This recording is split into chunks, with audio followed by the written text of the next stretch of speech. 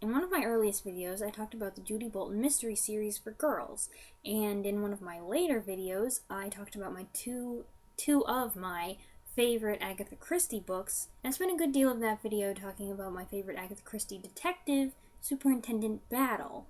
One of my intentions with this channel was to do a detective series. With a Jane Eyre project, that obviously got pushed on the back burner a little bit, but I want to talk about them now, so I am dressed like this because it's about as close to a detective look as I can get in the middle of summer. The look I'm going for is kind of more like this. When I was about 12 or 13, I had read so many Agatha Christie books that I'd kind of exhausted the library supply, and I was looking around for something else I could read, and obviously you could tell what the mysteries were because they had that little skull picture on the binding, the sticker. So I was looking around the shelf for those little stickers, and I turned around, and there in the G section, there was this whole shelf under Gardner, and they were all this one series, and all nice big fat books, and they looked old, and I think the name was a little bit familiar to me. Perry Mason. Perry Mason was the star of over 80 novels created by Erle Stanley Gardner in 1933, so definitely fits in with the time period of Agatha Christie novels. Although Perry Mason is a defense attorney, he spends a lot more time doing his own footwork than your average lawyer.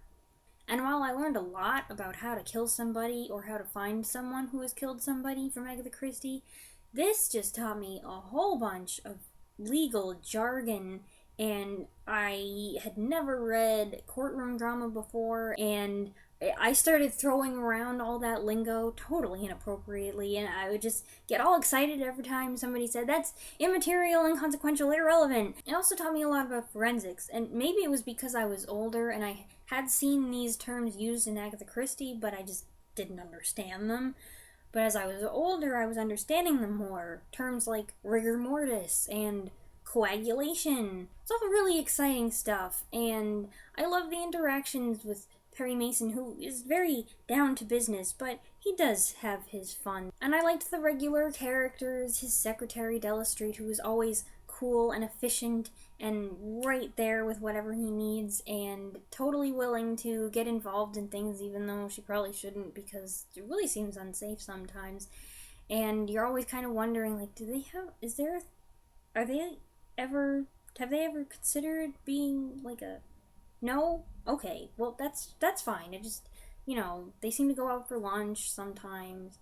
There's just that one time that they went out for dinner and then they were dancing, and I just kind of thought, okay, that's fine. And the private investigator who works in the same building that Mason sometimes calls in to do work for him. Paul Drake, who is really informal and makes lots of jokes and always is jackknifing chairs.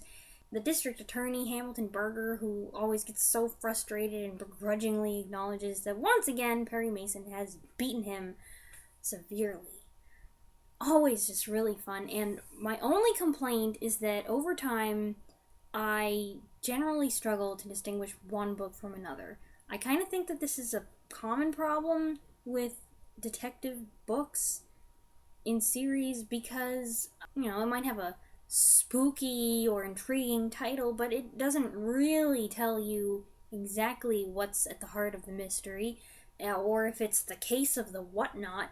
Then it's a little vague, and so I end up looking at the shelf and being like, did I read this?